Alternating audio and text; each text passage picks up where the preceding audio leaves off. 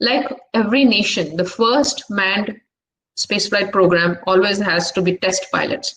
Test pilots, so they've selected test pilots from the Indian Air Force, right? Because test pilots go through a rigorous training and they are used to flying that spacecraft, their aircrafts, and putting themselves in challenging situations. They're pulling G's, they're floating at a point of time. So handling your body in those challenging situations is really important. And when moving on now, so we have the machines, but what about humans? There are a lot of physiopsychological challenges that human body has to go through because, like I said, our body is not designed to work in space.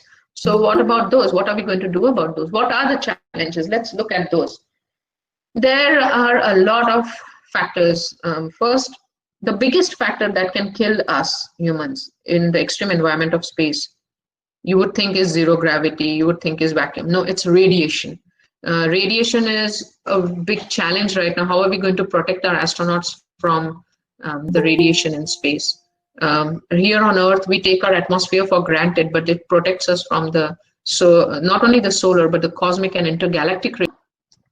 This is just a slide showing the difference and how health is affected in the space for a female and male, what's the differences. And like I talked about, neurovestibular imbalances, it's in our ear, the organ, and how that little organ is controlling all your orientation, your coordinated movements, your perception, all of that is affected.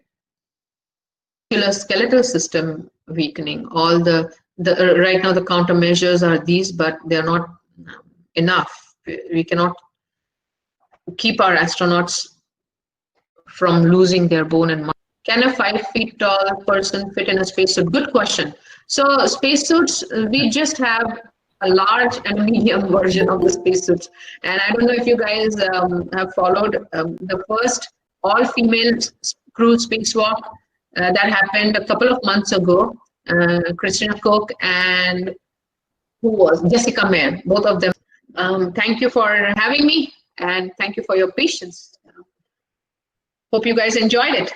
Stay connected.